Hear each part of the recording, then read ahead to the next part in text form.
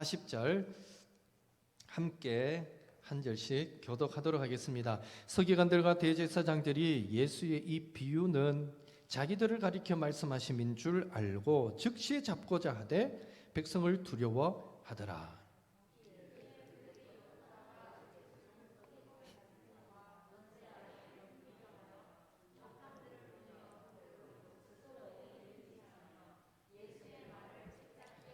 그들이 물어 이르되 선생님이여 우리가 아노니 당신은 바로 말씀하시고 가르치시며 사람을 외모로 취하지 아니하시고 오직 진리로서 하나님의 도를 가르치시나이다.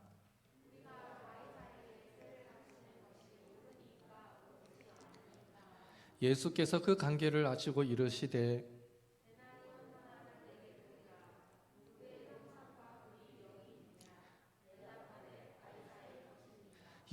그런즉 가이사의 것은 가이사에게 하나님의 것은 하나님께 바치라 하시니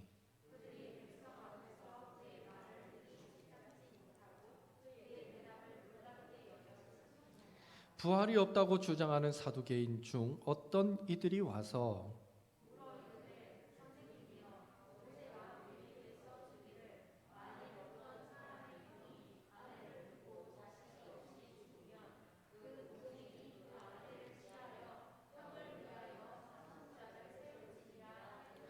그런데 7형제가 있었는데 맏이가 아내를 취하였다가 자식이 없이 죽고 7이 다 그와 같이 자식이 없이 죽고 7이 다 그를 아내로 취하였으니 부활 때에 그 중에 누구의 아내가 되리이까?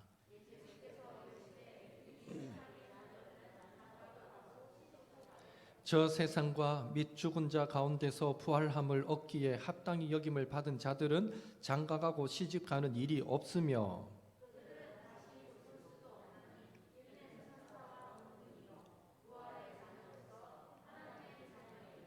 죽은 자가 살아난다는 것은 모세도 가시나무 떨기에 관한 글에서 주를 아브라함의 하나님이요 이삭의 하나님이요 야곱의 하나님이시라 칭하였나니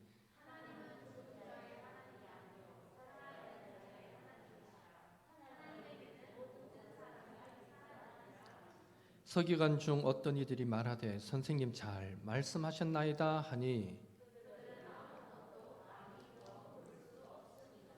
아멘. 미국을 대표했던 시인 월트 히트먼이 했던 말 중에 발은 땅에 머리는 하늘에 라는 표현이 있습니다. 발은 땅에 머리는 하늘에. 그 말은 육신은 이 땅에 몸담고 살아가지만 우리의 영혼은 언제나 하늘의 영원을 사모하며 살아가야 한다라는 것을 강조한 표현입니다. 오늘날 우리 그리스도인들이 살아가야 할 삶의 바른 자세다라고 말할 수 있죠. 그러나 현실적으로 우리의 눈에 비춰진 사람들의 모습은 그다지 영원을 사모하며 살아가는 것 같지 않습니다. 성도들을 대할 때도 그렇지만 특히 불신자들을 대할 때 더욱 그렇습니다. 죽으면 끝이지 하고 살아가는 사람들이 대부분인 것 같습니다. 그러함에도 불구하고 우리가 기억할 것은 하나님은 모든 사람에게 영원을 사모하며 살아가는 마음을 주셨다라는 사실입니다. 전도서 3장 11절 같이 읽겠습니다. 하나님이 모든 것을 지으시되 때를 따라 아름답게 하셨고 또 사람들에게는 영원을 사모하는 마음을 주셨느니라. 아멘. 하나님이 영원을 사모하는 마음을 이미 사람들에게 주셨습니다. 모든 사람이 영원을 사모할 수밖에 없는 이유이기도 하죠. 사람은 영원하신 하나님의 형상을 따라 창조되었기 때문이기도 합니다. 한편 그러면서도 우리 인간은 시간과 공간에 묶여서 살아가는 또 역사적 존재인 것도 부인할 수 없습니다. 그래서 우리는 우리 자신에게 두 가지 질문을 균형 있게 던지며 살아야 합니다. 나는 지금 이 땅에서 어떻게 살아야 하는가? 또 나는 저 영원한 미래를, 천국을 어떻게 준비하며 살아야 하는가? 만약 이 두 가지의 균형이 깨어진 사고를 하게 된다면, 너무 이 땅의 삶만을 위한 사고를 한다든지, 또 너무 저 천국 내세를 향한 생각만 한다든지, 그렇게 한다면 우리는 자신도 모르는 사이에 성경적 진리의 가르침과 무관하게 자신과 타인의 사고를 혼란시키며 또 판단을 흐리게 하여서 마치 거짓을 참인 것처럼 꾸며내는 궤변, 그런 궤변에 빠질 수 있다라는 것을 기억해야 됩니다. 그건 당연한 것 같아요. 이 땅의 삶을 너무 강조하면요, 그 강조가 하나님의 가르침과 벗어나기 때문에 당연히 궤변이 될 수밖에 없고, 또 이 땅의 삶을 무시하는 듯하면 너무 또 저 내세의 삶만을 강조하면 역시 이건 성경의 가르침에서 벗어난 궤변이 될 수밖에 없는 것입니다. 성경에서 이 균형을 잃고 궤변에 빠졌던 대표적인 예를 찾는다면 서기관, 대제사장, 사두개인들, 바로 그들일 것입니다. 그들은 예수님 당시의 유대 종교 지도자들이었습니다. 본문은 그런 궤변론자들이 자기들 생각에는 아주 복잡한 딜레마요, 해결할 방법이 없는 역설이라고 여겼던 그런 문제들을 오늘 예수님 앞에 제기함으로써 예수님을 책잡고자 하다가 오히려 예수님의 권세 있는 가르침 앞에 할 말을 잃게 되었던 것을 오늘 본문은 우리에게 잘 소개해 주고 있는데요. 오늘은 예수님의 그 단순하면서도 명쾌한 진리의 말씀을 통해서 우리의 신앙생활에 도전해 오는 사탄의 그 궤변을 우리는 어떻게 이기며 살아갈 수 있는지 함께 묵상해 보는 시간을 갖기 원합니다.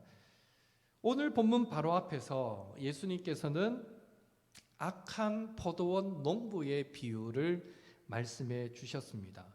새벽기도 시간에 살펴보았는데요, 19절에 보니까 서기관들과 대제사장들은 그 비유가, 예수님이 들려주셨던 그 비유가, 그 비유의 내용은 여러분 뭐 다 아시는 거예요.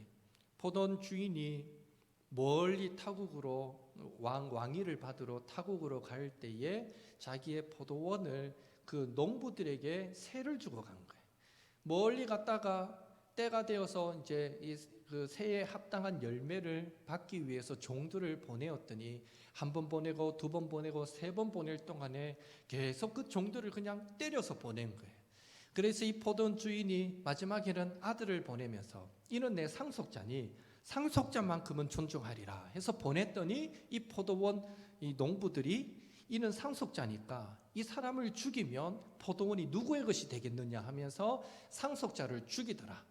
그래서 결국 포도원 주인은 왕위를 받아가지고 돌아왔을 때 그들을 모두 이제 징벌하고 죽이게 되고 그 포도원은 또 다른 사람에게 세를 주게 되었다 하는 이 내용이 바로 이 앞에 나오는 포도원 농부, 악한 포도원 농부의 비유입니다.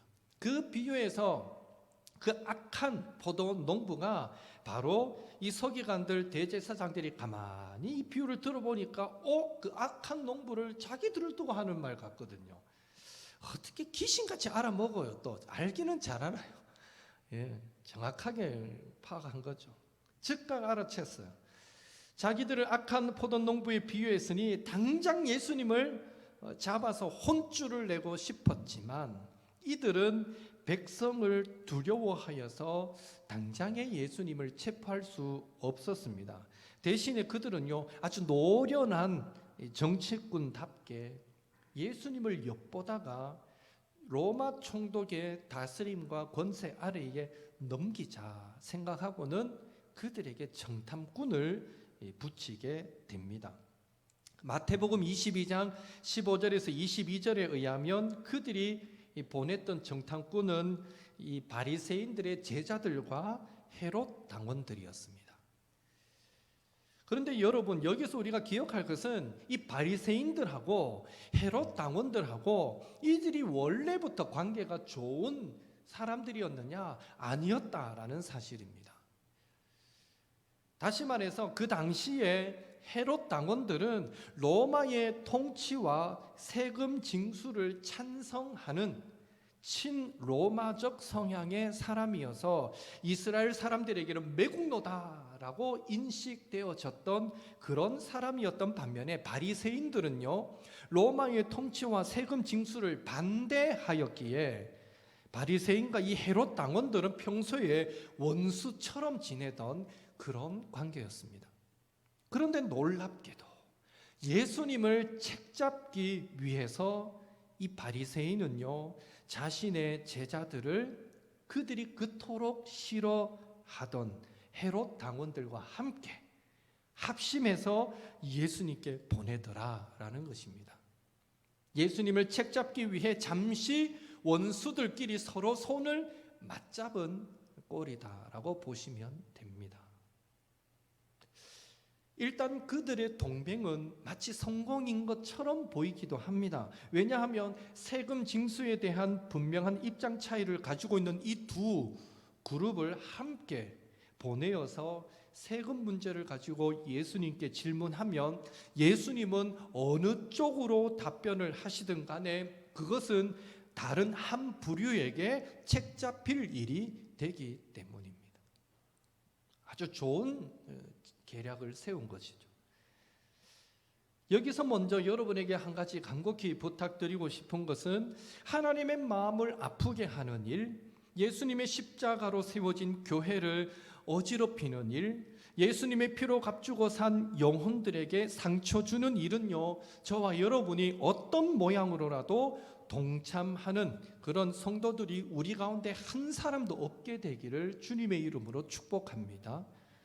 특별히 부지 중에라도 나도 모르는 사이에 그런 자리에 참여하지 않는 성도들이 되기 위해서 저와 여러분이 늘 말씀과 기도로 깨어서 영적 분별력을 소유할 수 있게 되기를 주님의 이름으로 축복합니다. 늘 기도하십시오. 예. 어느 순간 보면요, 내가 악한 자리에 앉고 싶어 앉겠어요. 우리는 늘 복 있는 자가 되기를 소망하지만 나도 모르는 사이에 죄인들의 길에 서기도 하고요, 오만한 자들의 자리에 앉기도 합니다. 그래서 우리 늘 깨어 있어야 돼요. 하나님, 그런 자리에 가지 않도록, 그런 자리에 앉지 않도록, 혹 나도 모르게 가더라도 그 자리를 모면할 수 있도록 지켜주십시오. 늘 저와 여러분이 그런 영적 분별력을 소유할 수 있게 되기를 한 번 더 주님의 이름으로 축복합니다.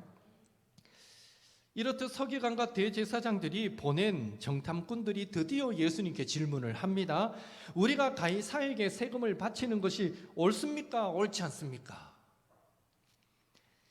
여기에 이 세금은 로마의 지배를 받는 나라의 백성들에게 부과된 인두세입니다. 인두세는요, 일반적으로 남자 14세 이상, 여자 12세 이상 된 자들에게 매년 한 번 부과했던 세금으로서 로마 정부가 식민지의 인구 조사 및 효율적인 관리를 위해 만든 제도입니다. 당시 유대인들 가운데는요, 이 인두세 납부에 대한 문제는 하나님의 선민인 자신들이 이방인의 주권과 통치에 굴복해야 하느냐 마느냐의 그런 문제로까지 확대되어 있는 아주 중요한, 아주 예민한 이슈였던 것입니다. 따라서 가이사에게 세금을 바치는 게 옳습니까? 옳지 않습니까? 라는 이 질문은 사실 어느 누구도 답하기 어려운 질문이었습니다. 만일 예수님께서 옳다, 바쳐라 라고 대답하시면 당시 이 세금 내는 것을 죽기보다 싫어하고 혐오하던 유대인들이요, 뭐 이런 사람이 다 있어 하고 당장에 돌을 들어서 예수님께 던질 만한 대답이었습니다. 그렇다고 반대로 옳지 않다, 세금을 바치지 말라 이렇게 대답하면 그것은 또 로마법과 로마 황제의 권위에 정면으로 도전하는 반역 행위가 되기에 그 자리에 함께 있던 헤롯 당원들이 예수님을 체포해서 바리새인들이 원했던 바대로 총독의 다스림과 권세 아래에 넘겨지게 될 것이 뻔했습니다. 바쳐라 해도 안 되고 바치지 말라 해도 안 되고, 이 질문은 사실 어느 쪽으로 말해도 책 잡힐 수밖에 없는 그런 질문이었죠. 하지만 예수님께서는 그들의 관계를 다 아시고 데나리온 하나를 가져오라 명하신 후에 이 동전의 형상과 글이 누구의 것이냐라고 묻습니다.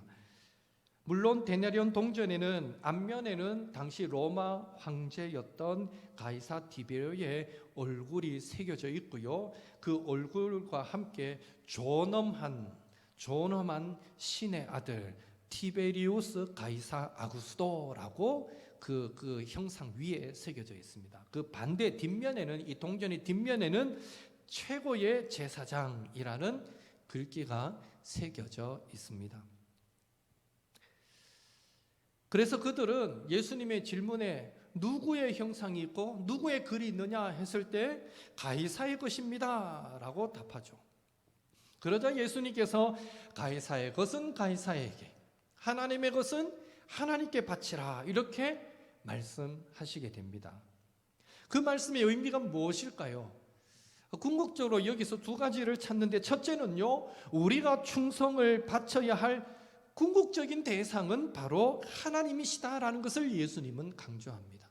가이사의 것은 가이사에게, 하나님의 것은 하나님께, 마치 가이사와 하나님을 대등하게 놓고 예수님이 말씀하시는 것 같지만, 그러나 예수님의 의도는 결국 가이사의 그 다스림과 지도도 하나님 아래서 주어진 것이다라는 포괄적 의미를 담습니다. 그래서 궁극적으로 우리가 충성을 바쳐야 할 대상은 하나님이시다라는 것을 먼저 강조하고 있고요. 둘째로, 하나님의 법과 상충되지 않는 한 세상 권세에 복종하는 것은 하나님의 명령이기 때문에 세상 법을 준수하는 것이 사실 만왕의 왕이신 만주의 주가 되신 하나님께 바쳐야 할 순종의 일부다라고 지금 예수님은 가르치고 있는 것입니다.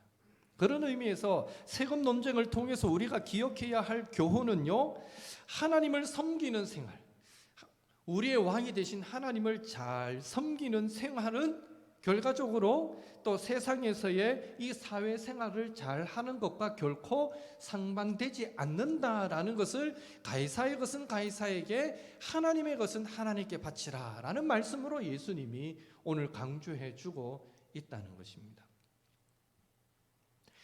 오늘날 성도들 중에도 서기관과 대제사장들처럼 전혀 성경적이지 않는 이 궤변을 늘어놓는 분들이 간혹 있습니다. 실제로 제가 다른 교회에서 사역할 때 들어봤던 얘기들인데요, 중고등부 때까지는 성적 떨어지면 안 되니까 신앙생활 너무 열심히 안 해도 된다, 이런 말 들어봤습니다. 제가 고등부 담당 전도사 때 그 말 들었어요. 맞습니까? 예. 그리고 예수님을 너무 열심히 믿으면 인생의 즐거움을 놓치게 된다. 예. 젊어서 인생을 즐겨야 하는데 너무 젊어서부터 열심히 예수님 잘 믿으면 그 세상적인 즐거움 다 놓치게 된다, 이런 얘기도 하더라고요. 실제 그렇습니까?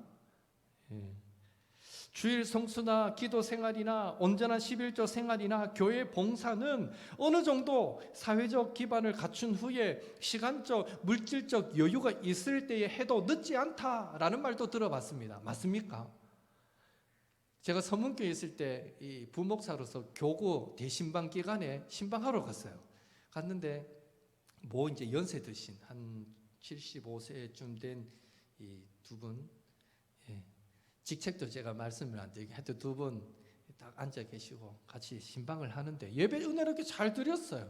잘 드리고 이제 다가 나누면서 아드님은 잘 지냅니까? 아이고 잘 지내죠. 서울에서 잘 있고 삼성 다니는데 아이고 그 이재용 밑에서 열심히 하고 있는데 너무 바빠가지고 교회 갈 시간도 없어요, 이러면서. 그래서 뭐 나중에 열심히 하면 된다고 내가 얘기했다면서. 그래서 막 아들 자랑을 막 늘어놓는데 그분이 하는 말씀이 그래요. 원래 젊어서는 바쁘니까 나이 들어서 열심히 하면 되죠. 이러시더라고요.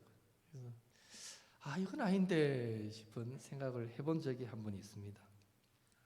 말씀에 순종하는 신앙생활을 하면 세상이 주는 즐거움도 잃게 되고, 신앙생활을 잘하면 세상에서 사회생활에서 뒤처지게 되고 손해도 보게 되고, 심한 경우에는 많은 것을 잃게 된다, 심지어 망하게 된다라고까지 생각하게 만드는 이런 말들은 우리 성도들의 사고를 혼란시키고 판단을 흐리게 하여 거짓을 참인 것처럼 꾸며대는 사탄의 아주 교묘한 궤변이다라는 사실을 우리는 잊지 말아야 하는 것입니다. 오늘 본문을 통해서 예수님께서 우리에게 그런 사탄의 관계를 이길 수 있는 명쾌한 답을 주셨습니다. 무엇입니까? 가이사의 것은 가이사에게, 하나님의 것은 하나님께 바치라. 하나님께 속한 시간과 물질과 힘을 하나님께 바치는 것이 가이사에게 바쳐야 할 것을 가이사에게 바치는 것과 결코 상반되지 않게 된다라는 것입니다. 다시 말해, 하나님을 충성스럽게 섬기는 사람이 자기가 속한 가정과 직장과 사회와 국가에 대한 의무를 누구보다도 열심히 수행하게 된다라는 것입니다. 하나님을 아름답게 섬기는 만큼 더 큰 영혼의 자유를 얻게 되고, 하나님께 내 시간과 물질을 들여 봉사하고 섬기는 만큼 사회생활 속에서도 더 뛰어나게 하시고 30배, 60배, 100배 열매를 거두게 하시는 하나님의 은혜를 경험하게 된다라는 것입니다. 먼저 하나님 중심으로 살아갈 때에 세상에서 얻는 즐거움과 비교될 수 없는 그런 즐거움을 맛보게 만들어 주신다라는 것이죠. 바라기는 하나님을 잘 섬기는 것과 세상에서 잘 사는 것이 물과 기름처럼 섞일 수 없는 것처럼 여겨질지 모르나, 하나님의 것을 하나님께 바칠 때 가이사의 것을 가이사에게 드리는 삶이 가능해지도록 하나님께서 저와 여러분의 인생 가운데 역사해 주신다라는 사실을 꼭 기억하시고, 누가 뭐라 해도 사탄이 어떤 궤변으로 저와 여러분을 유혹하든지 간에 하나님 중심, 말씀 중심, 교회 중심의 삶을 살아가시는 또 저와 여러분 될 수 있기를 예수님의 이름으로 축복합니다. 우리가 믿음으로 살 때 하나님이 저와 여러분을 세상에서 찌질하게 살도록 내버려 두지 않는다는 거예요. 오히려 믿음으로 살 때 우리를 존귀하게 하나님이 만들어 주신다라는 것입니다. 이 믿음의 원리를 우리가 확실히 믿고 고백하자라는 것이죠. 27절 이하를 보시면 이제 사두개인들이 부활의 문제를 두고 예수님과 논쟁합니다. 사두개인은 서기관 바리새인들처럼 당시에 이 유대 상류 사회를 형성하고 있던 부류입니다. 그들은요, 부활이 없다, 사두개인들은 부활이 없다라고 주장했기 때문에 부활의 모순을 증명하여서 예수님을 공경에 빠뜨리기 위해 모세 율법에 기록된 수원법 제도를 인용해서 궤변을 늘어놓습니다. 예수님, 어떤 한 남자가 있는데 결혼한 후에 자식이 없어 죽었더니 그 형의 이름으로 대를 잇기 위해서 동생이 그 형수와 결혼했는데 그도 자식 없이 죽고, 그렇게 7형제가 모두 한 여자와 결혼해서 자식 없이 다 죽었는데 결국 그 여인도 죽었습니다. 그렇다면 과연 천국에서 이 여인은 누구의 아내가 되겠습니까? 여러분은 누구의 아내가 된다고 생각합니까? 자, 예수님의 답변을 들어봅시다. 사두개인들의 질문은 논리적으로 대답하기가 상당히 난처한 질문입니다. 부활이 없다면 고민할 것 없죠. 부활이 없다면 고민할 것 없죠. 그러나 부활이 있다라고 믿기 때문에 우리는 일단 부활을 믿고 있는 자들에게 대답하기 상당히 곤란한 질문이죠. 하지만 이번에도 예수님께서는 그 즉석에서 명쾌한 해답을 주십니다. 34절, 35절 같이 읽겠습니다. 예수께서 이르시되 이 세상의 자녀들은 장가도 가고 시집도 가되 저 세상과 및 죽은 자 가운데서 부활함을 얻기에 합당히 여김을 받는 자들은 장가가고 시집가는 일이 없으며. 첫째로 예수님은 이 세상과 저 세상을 구분하시면서 부활 이후의 세계는 이 세상처럼 혈연 관계가 존재하지 않는 전혀 새로운 세계가 될 것을 말씀해 주셨습니다. 당시 유대인들은 영생을 이 세상의 삶이 그대로 영원히 연장되는 것으로만 여기고 있었는데 그 생각이 잘못되었음을 지적해 주고 계신 것입니다. 또 36절 같이 읽겠습니다.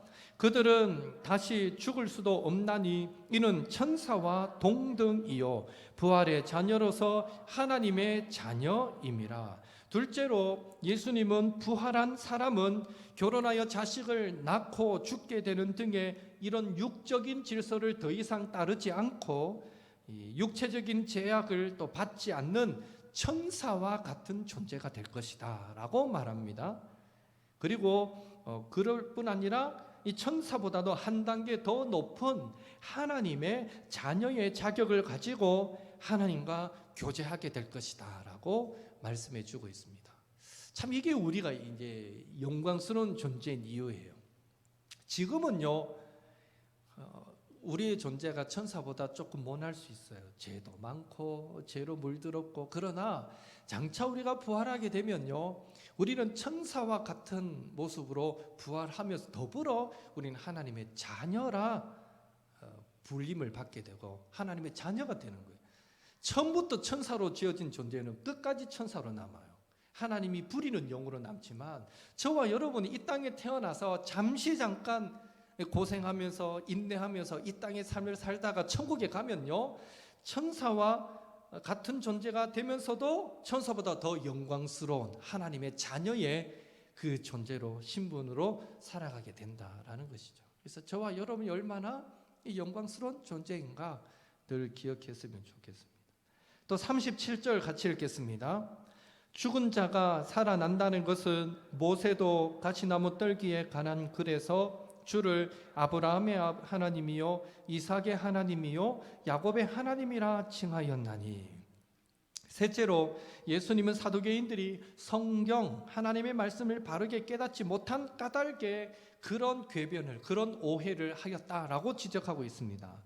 예수님의 말씀에 의하면 사두개인들은 죽은 자가 살아난다는 것, 즉 부활에 대해 바로 깨닫지 못하고 있었습니다.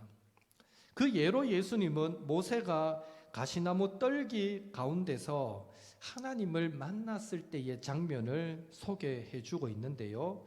여러분 아시다시피 모세가 가시나무 떨기 가운데 하나님을 만났을 때 아브라함과 이삭과 야곱은 이미 그들의 선조잖아요. 그들은 이미 죽은 지 오래된 그런 시점이었습니다. 그럼에도 불구하고 여러분 하나님께서 출애굽기 3장 6절에 모세를 만나 주셨을 때 뭐라고 말씀하시나 하면 나는 너의 조상의 하나님이니 아브라함의 하나님, 이삭의 하나님, 야곱의 하나님이니라 라고 선포하셨습니다.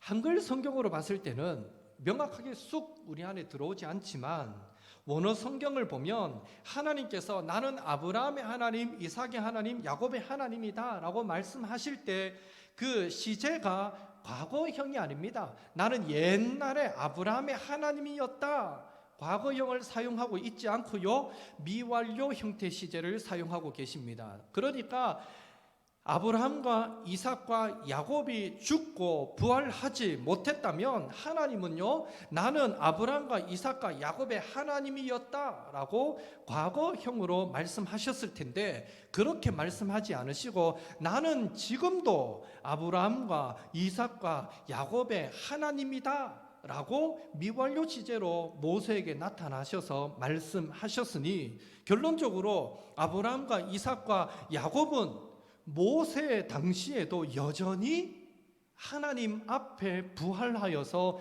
살아 있었다라는 것을 분명하게 보여주고 있다는 것입니다. 그래서 예수님은 38절에서 하나님은 죽은 자의 하나님이 아니라 산 자의 하나님이시며 부활은 확실한 것이기에 하나님께는 모든 사람이 살아있느니라 이렇게 말씀하고 있는 것입니다. 예. 오늘날에도 많은 사람들이 과학적인 증거가, 수학적인 수치가, 철학적인 논리가, 역사적인 자료가, 경험적인 상식이 성경의 많은 부분이 잘못되었고 모순된다라는 것을 지적하면서 하나님의 말씀이 진리라는 사실을 의심하는 것을 보게 됩니다. 가령 모세가 홍해를 갈랐다는 것은 과학적으로 볼 때 이건 도저히 있을 수 없는 일이다라고 하면서 그 사건은 이스라엘 백성들이 늪지 같은 곳을 통과한 것을 과장하여 묘사했을 뿐이다라고 그렇게 해석하려고 하는 사람들이 있습니다. 또 오병이어로 5,000명이나 되는 사람들을 먹인다라는 것이 상식적으로 이게 어떻게 가능하냐라고 부정하면서 그것은 각자가 가지고 온 도시락을 서로 곁에 사람들과 조금씩 나누어 먹은 일을 두고 나중에 소문이 전해지는 과정에서 점점 부풀려져서 기적처럼 오병이어의 기적이 일어나고 많은 음식이 남은 것처럼 되었다라고 제멋대로 이해하는 사람들이 있다는 것이죠. 어떻게 까마귀가 엘리야에게 아침 저녁으로 떡과 고기를 물어다 줄 수 있느냐? 이건 불가능하다라고 말하면서 까마귀가 물어다 준 떡과 고기는 엘리야가 아합 왕에게 찾아가서 3년 6개월 동안 이제 이 땅에 비가 내리지 않을 것입니다 라고 말했기 때문에 비가 내리지 않자 아합이 아침 저녁으로 산에 올라가서 제사를, 기후제를 드리기 위해서 아침 저녁으로 음식을 갖고 올라가서 제사 드리고 그 음식을 그대로 놔두고 내려왔을 때 이 숨어있던 엘리야가 그 음식을 먹고 살았으니 그 까마귀는 아합을 의미하고 아합 왕이 제사하러 왔다 갔다 하는 이것을 까마귀가 떡과 고기를 물어다 준 것으로 이렇게 이해하려고 하는 이단들도 있습니다. 아담과 하와가 인류의 시조라면 그의 아들 가인이 동생 아벨을 죽이고 쫓겨났을 때 왜 다른 사람이 자신을 죽일 것이라고 두려워했으며 가인은 어떻게 다른 곳에 가서 결혼하여 자식을 낳을 수 있었느냐라고 아담과 하와가 인류의 시조라는 것을 부인하고 아담과 하와 이전에도 인류가 계속해서 살아 있었다라고 주장하면서 성경이 아담과 하와를 인류의 시조로 묘사한 것은 신앙적 측면에서 하나님과 최초로 관계 맺은 인류로 해석해야 된다라고 주장하는 사람들도 있다라는 것이죠. 전부 다 과학적이고 합리적이고 이성적으로 성경을 해석하려다 보니 이런 말도 안 되는 이 주장들을 하게 되는 것입니다. 오늘날의 사두개인들은 바로 이런 궤변들을 동원하여서 현대사회에서 성경을 100% 진리의 말씀으로 믿는 것, 그것이 바로 맹종이다. 이성적이고 합리적이지 못한 무식한 바보짓인 것처럼 우리 교인들을 미혹하고 있습니다. 아직도 성경을 액면 그대로 믿냐고, 아직도 그래 믿는 사람이 있냐고 막 그렇게 그래 믿는 우리들을 이상한 사람 취급해버립니다. 그러면서 그들은 정확무오하면서도 신앙과 행위의 유일한 법칙으로서의 그 성경을 비웃으면서 그 대신에 현대 과학과 합리주의의 검증을 통과할 수 있는 것만을 성경에서 뽑아내므로써 기독교를 그저 윤리적인 종교로 전락시키고 마는 것입니다. 하지만 아무리 사람이 똑똑해지고 아무리 인간의 자연과학과 인문과학이 발전한다고 하더라도 신앙의 세계가 사람의 이성적 사고에 의해서 모순으로 증명되는 일은 결코 성립되지 않을 것입니다. 왜냐하면 십자가에도 예수 그리스도의 복음 진리는 멸망하는 자들에게는 어리석은 것으로 보일 수밖에 없지만 오직 구원을 얻은 우리에게는 하나님의 지혜로 깨달아지게 되어 있기 때문입니다. 다시 말해서 이 시대의 사도계인들이 성경의 진리를 모순처럼 여기게 되는 것은 바로 그들 자신이 머리부터 발끝까지 불신앙으로 완전 타락해 있기 때문인 것입니다. 그런 자들은 물론 그 이성이라는 것도 이미 죄로 오염되어 있기 때문에 오늘 본문에 나오는 사두개인들처럼 자기들 생각에는 합리주의라는 것을 동원해서 판단한다 하더라도 결국 그들의 판단은 성경의 말씀을 어리석은 오리로 오해할 수밖에 없는 것입니다. 반면에 예수님의 피로 죄 씻음 받고 성령의 감동과 충만한 가운데 살아가는 자들은 이성을 통해서 하나님의 살아계심을 믿게 되고요, 하나님의 말씀을 1.1획도 틀림없는 진리의 말씀으로 깨닫게 되는 것입니다. 왜냐하면 결국 인간의 이성도 하나님께서 사람을 창조하실 때 우리 사람의 본성 안에 넣어 주신 것이기 때문입니다. 이성 그 자체가 죄악시 될 이유는 없고 나쁜 것은 아니라는 것이죠. 따라서 믿음을 통해 회복된 이성은 하나를 배우면 열을 깨닫게 되는 것처럼 하나님의 진리의 말씀을 그 속속들이 깨닫게 되는 데에도 결정적인 역할을 하게 되는 것입니다. 바라기는 우리 성도들이 얼토당토 않는 궤변에 쉽게 말려드는 것은 마태복음 22장 29절에 예수님의 말씀처럼 우리가 성경도 하나님의 능력도 알지 못하여 오해하기 때문입니다. 또한 우리가 성경과 하나님의 능력을 알지 못하고 오해하도록 방해하는 것은 우리의 이성이 아니라 결국 우리의 불신앙이다라는 사실을 기억하셔야 합니다. 혹 지금 우리 안에 성경도 하나님의 능력도 알지 못함으로 인해서 생겨난 오해와 불신앙은 없는지, 그런 오해와 불신앙이 우리로 하여금 하나님의 말씀을 들을 때에, 성경을 읽을 때에 하나님을 의심하고 신앙을 회의하게 만들지는 않는지 우리 모습을 한번 돌아보시기 바랍니다. 성령으로 잉태됨을 의심했던 마리아에게 주의 천사는요, 하나님의 모든 말씀은 능하지 못하심이 없느니라 라고 말씀하셨습니다.